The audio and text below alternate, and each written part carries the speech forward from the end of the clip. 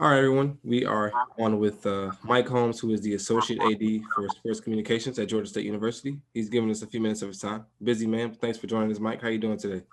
I'm good and always glad to help. Always love talking Georgia State sports. All right, of course. So, Mike, at the beginning of 2020, I guess when the year first started, the pandemic happened and there's a lot of uncertainty. You go through the summertime and then football season comes up, and there are a lot of uncertainty. So, with the way that the football season started and going through the entire athletic year, did you guys have a plan in place for how you want to kind of attack things? And then did it go as planned, or did you guys have to change up anything throughout the year? I would say that every day was a win. To be perfectly honest, every day that we got through where, we didn't have that we were able to practice, teams were able to practice, play games was considered a win. The schedules were always changing. There was a lot of stuff that, we're used to planning out and announcing stuff, this time of year. All right, hey, here's the soccer schedules, here's football game times, here's this, here's that. There was none of that. So you really had to be comfortable adjusting on the fly, understand that things were going to change, and things did change. Things changed a lot. But that was okay, because at the end of the day, what really mattered was being able to play games, and let our student athletes enjoy as much of a season as normal as we could, knowing that basically everything about last season for football and for all our other sports was about as far away from normal as you can get. Okay. I guess we could call it the football season a success then. Absolutely, 100%. With winning a bowl game and getting to play pretty much a full season. What was the biggest challenge you think that you guys faced throughout the season? I would say the biggest challenge was not necessarily the physical aspect for our student athletes, but was for their mental well-being. Everybody is so used to whether you're an athlete or not. You get into a rhythm of this is what my day looks like. This is how I do things, and this is when I get to hang out with my friends, and yes, being a student athlete, you don't have maybe some of the you don't have as much free time, just with what your schedule is and academics and everything that goes along with it. But there's still always a sense, of being able to do stuff, and there was none of that last year.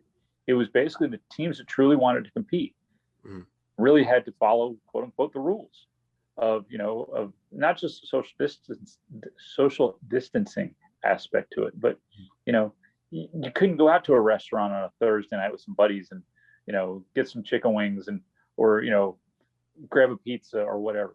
You truly had to lock in, and the teams that did that were successful. And I think our team showed, talking football, showed that that's what they wanted. And what did it lead to? Led to the ultimate prize. There was only 26 bowl games last year, and we were able to say we were one of 26 bowl winners.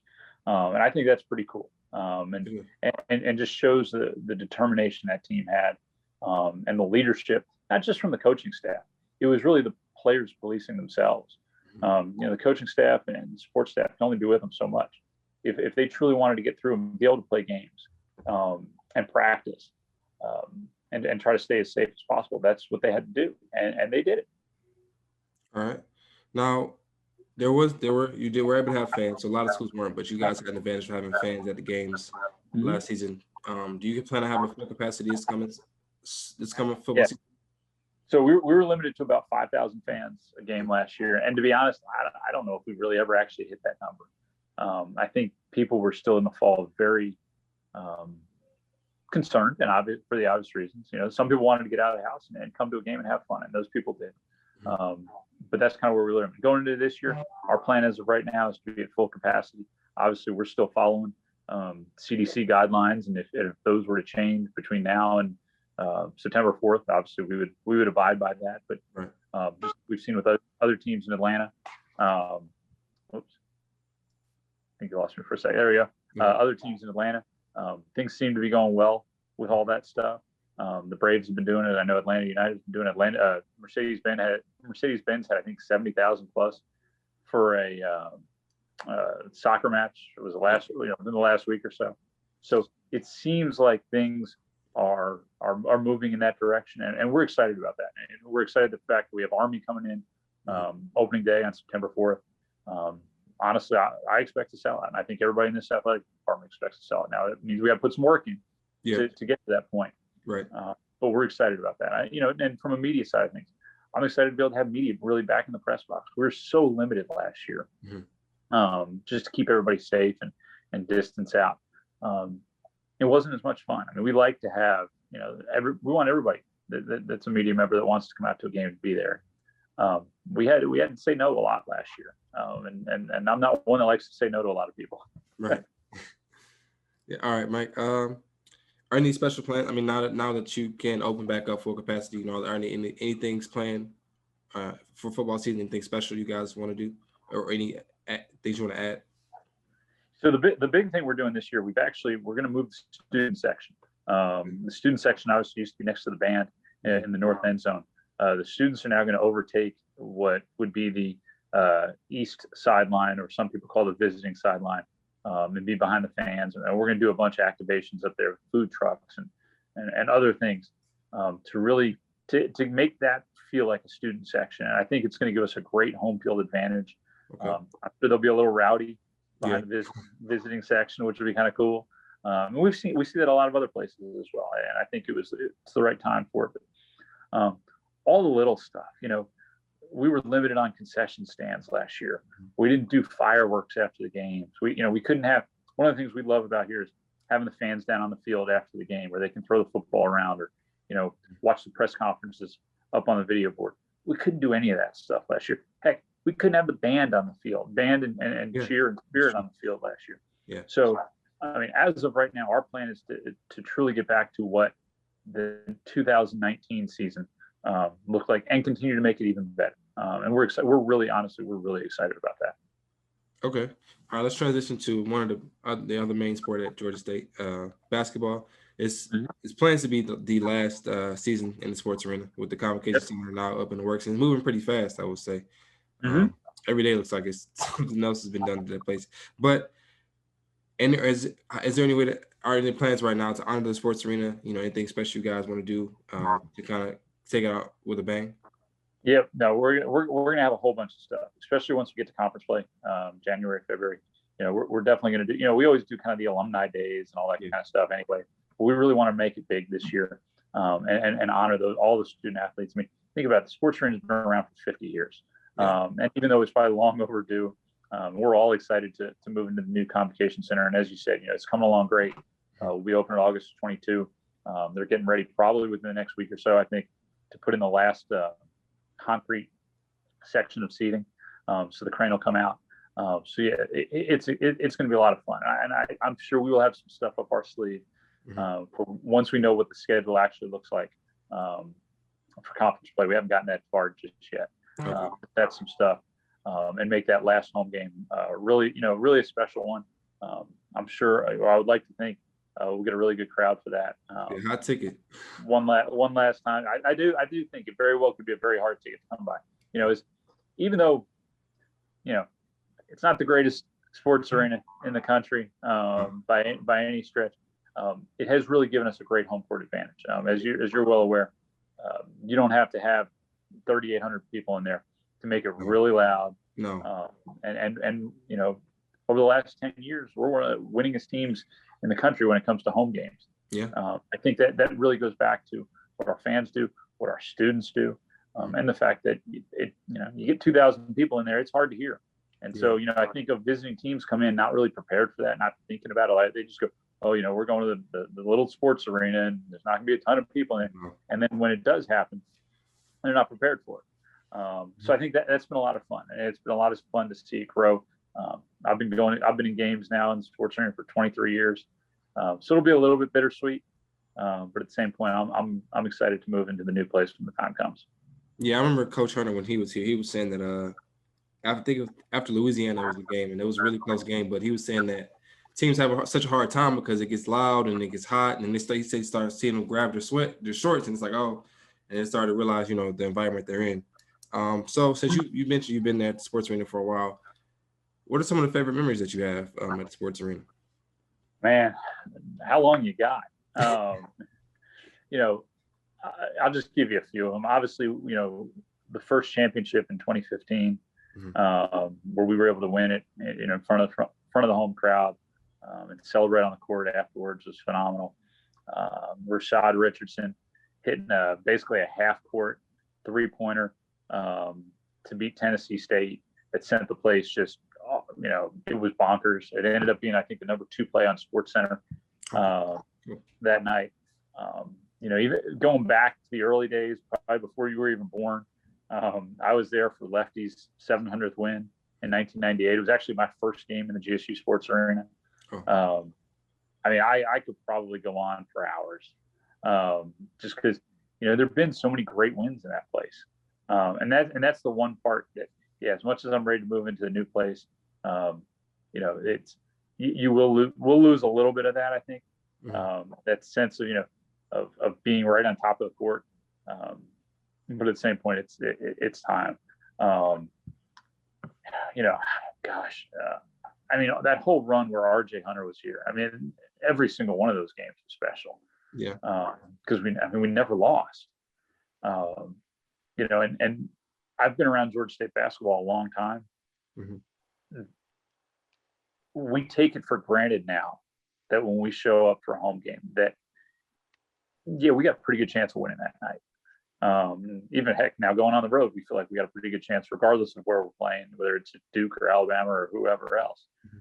That wasn't always the case. There were, as you're well aware, there were a lot of lean years in there. Yeah, there were. Yeah, and you truly did celebrate wins because you weren't sure when you were going to see another one. Yeah. But that's no longer the case, and obviously Coach Hunter got that going.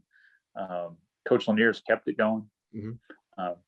And so part of all of this, just talking about what's going to be special, I think being able to have fans truly back in the sports arena this year for one last year.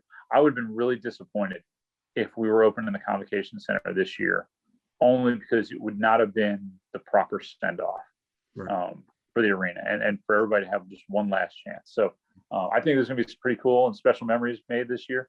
So if we revisit this question next March or April, I think we'd be able to add a whole bunch of stuff to that list. Yeah, I'm looking forward to it. I'm definitely going to get down to a few games. This is coming from, Detroit. I didn't really have anything like that, a sports arena field. So it's really cool to see. Just great basketball every night, and the atmosphere really is undefeated. And that's, I think, what makes college sports special is that it's really intense and small, but it's intense, and everyone's cheering and everyone's giving it their all. And I think that's what makes the sports arena so special. So now, two-parter. You mentioned the home court advantage. What do you think would be the difference with moving to the Convocation Center? And then what are some things that people can expect from the Convocation Center too? Yeah, so obviously the Convocation Center is going to be a lot bigger.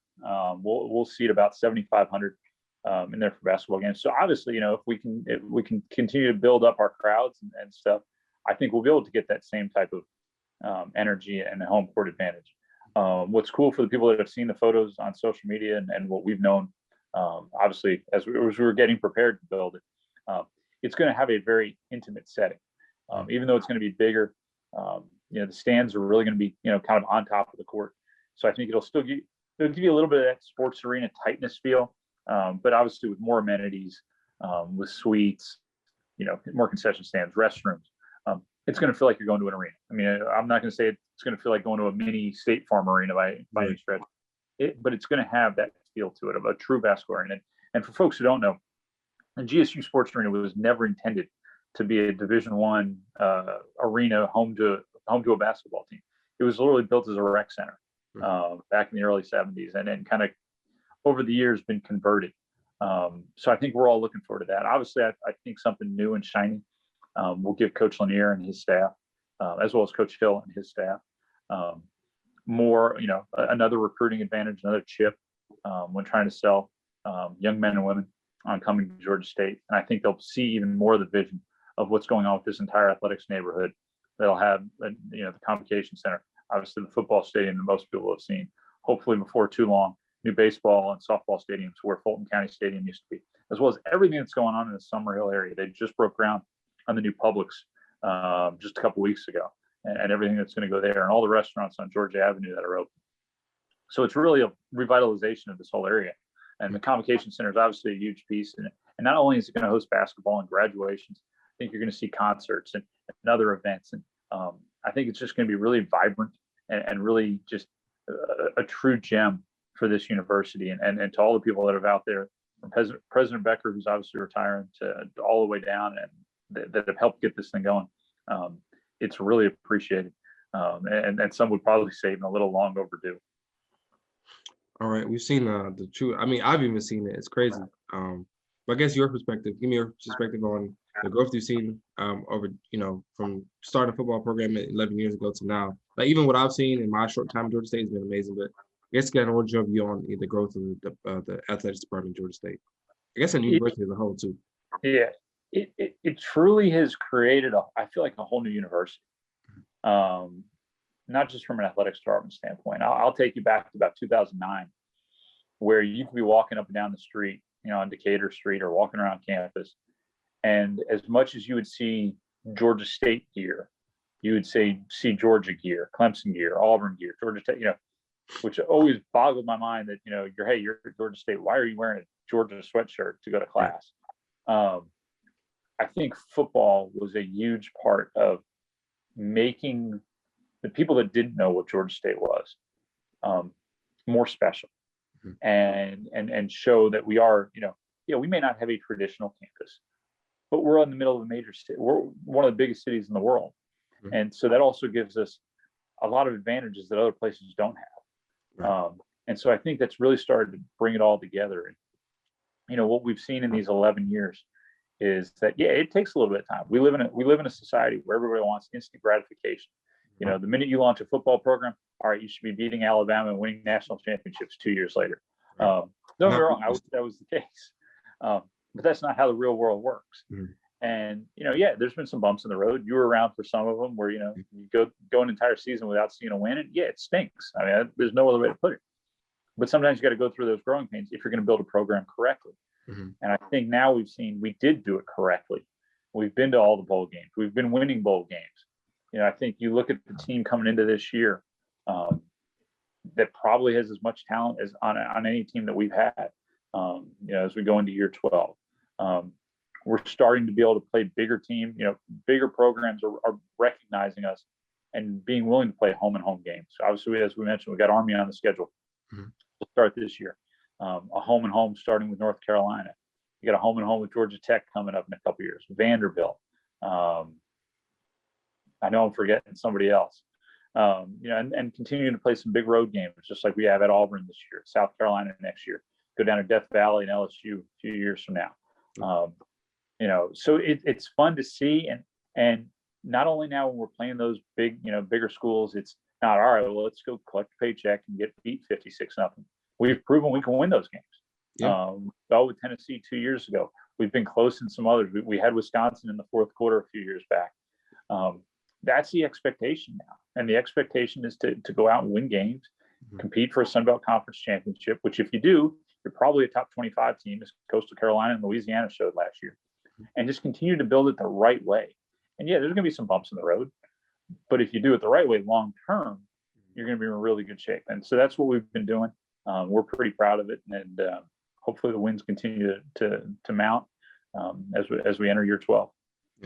All right, with the growth too, I know you don't really recruit per se, but how have you seen that the stadium and just everything that the campus is changing to? How have you seen that affect recruiting from your perspective? It's been huge across the board, and because what's happening is you're starting to see a lot more kids who are young adults who Georgia State's their first choice, rather than, well, I didn't get in here, I didn't get in there, well, I'll just go to Georgia State. I think that mentality's gone. They come down, they see the stadium, they see the vision of what we're doing. They visit the locker room, they visit the state-of-the-art weight room. They understand the reputation of the school from an academics standpoint. Because it's great to have 85 guys on the football roster. Realistically, at any school, how many of those guys are going to get to go play professionally? And so, the value of a college education. You want to go to a good school that then when you leave, your diploma means something and it truly represents something. So all of those things that have really started to help. And I look back to when Coach Curry was here the first year, and we were practicing on like a 90-yard field that had bees and other stuff on it. and we were still able to recruit some pretty talented kids. Yeah. What, as this continues to build and continues to grow, as well as the sense of, hey, it's not us just convincing the young men and young women to come to Georgia State. It's obviously convincing their parents too. Right. And, they have a perception of what Georgia State was 20 years ago. And sometimes you have to help make them understand. There's a big difference between Georgia State 20 years ago as compared to Georgia State as it is now. And you sometimes need to get them down here to see it. And that's what was the toughest part of the last 15 months is all recruiting was basically done virtually. So you had to show them videos and do stuff via Zoom. We're already seeing it with Coach Elliott's camps. There's one going on behind me as we speak. The amount of young men that are now wanting to come and check it out, Georgia State, and hopefully get recruited by Georgia State. And it's just going to continue to grow and grow and grow. And, I think each year we'll see, for those people that follow the numbers and, recruiting classes and stuff, you'll see the recruiting classes continue to get better and rank higher in the Sun Belt and rank higher in the nation. And that's an exciting thing to see. And obviously they still have to come in and perform, and our coaches have to coach them up and stuff like that.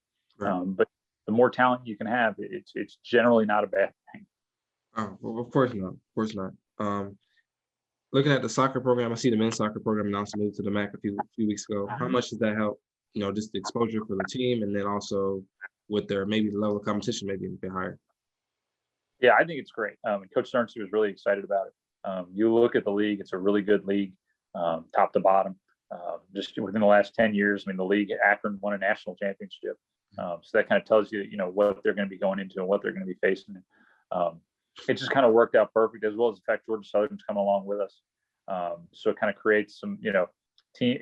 It helps ease the travel stuff. That obviously is an important part still of college athletics, especially for budgets coming off of a pandemic. But he's really excited about it. He's put together a super competitive schedule, as he always does. Once again, that'll get announced in the next couple of weeks. But we're also thankful to the MAC for wanting us. You need to have at least 6 teams to compete for an automatic bid. They were looking for some teams. Sunbelt Soccer was starting to, just due to some stuff over the last 12, 18 months. It looked like Sunbelt wasn't going to have enough teams to be able to compete for an automatic bid. And obviously we just talked recruiting. That's something that's important to young men and young and women who come in. They want to be able to recruit, they want to be able to compete for a national championship.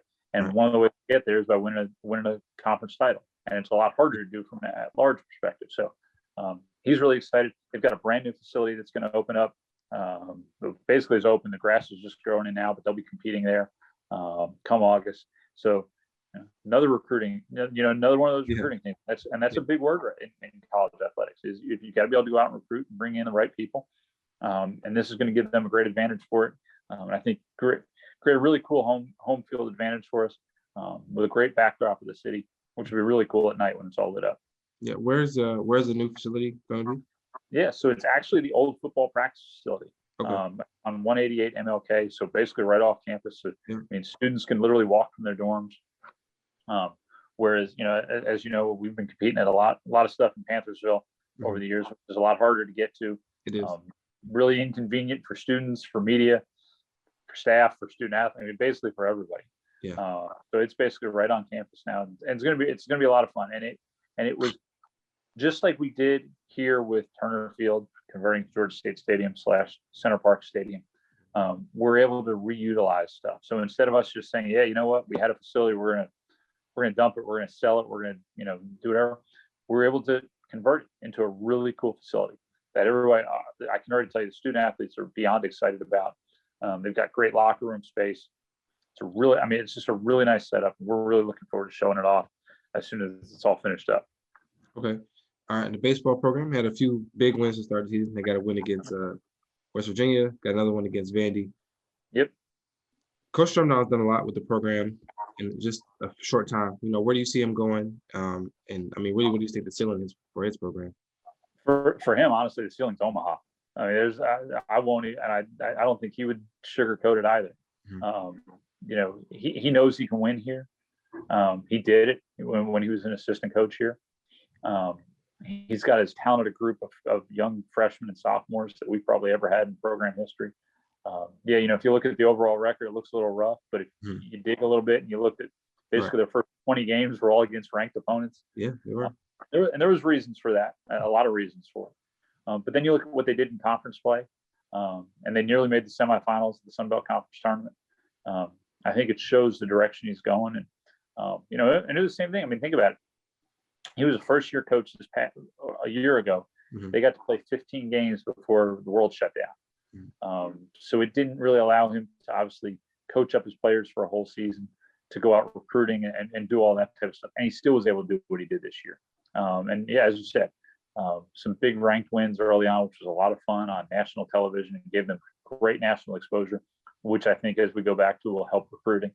And I think they're going to be really, really in good shape in the coming years to compete for a Sun Belt title. And even if they don't, what's great about the Sun Belt is it's such a great baseball league. Even if they don't win the conference title, there's going to be a lot of chances for them to get at-large bids and give themselves a chance to make it into NCAA regional play. And obviously, if you get the right breaks, go on to super regionals, and then, as I said, some point, hopefully get to Omaha. All right, Mike, if you have an estimated time frame, how long is it before we see the baseball program and football program playing downtown with everyone else? Hopefully sooner than later, though I know we've been saying that for a while. Yeah. We've got the plans in place. We're trying to make it work financially. We have been under Charlie Cobb's direction. We've been fiscally responsible, and that's what helped really honestly get us through the pandemic the way it did. Whereas other schools were having to drop sports or furlough staff or reduce scholarship numbers. We never had to do any of that, and it was because we've been smart about our money. And I that's a testament to him and the way he wants to run this athletic department. I joke, if somebody dropped off a large figure check tomorrow, there'd probably be a groundbreaking ceremony before too long. But we're working on all that stuff behind the scenes, and hopefully, as I said, before it's too long. And the good thing is, once we are able to get going on it, I don't think it's going to take too long to build. As everybody knows, we're going to do it right where old Fulton County Stadium was. So the ground's ready to go. It's just a matter of start building and do it right, and give them, as well as softball, two great facilities that bring all of our teams right down here on campus. All right, Mike. We covered a lot. Before we finish up, anything that I didn't ask you'd like to mention, or I'm not sure if I left anything out. This major is coming up. The biggest thing I would say is to anybody watching this is we're excited that life is starting to return to normal for everybody. But we're especially excited about it for our student athletes, our coaches and stuff, that we're going to be able to, really get fans in here. So, we encourage, obviously, whether it's football or soccer or once we get the basketball season or volleyball, or whatever the case is, come on out, support it. We're convinced that if you come out and come to one event, you're going to have a lot of fun and you're going to want to come back. We consider one of the best values in town. So that would be the thing I would say to anybody, is just come check it out, and see what Georgia State's all about. All right, Mike. Thank you as always. Absolutely. Anytime.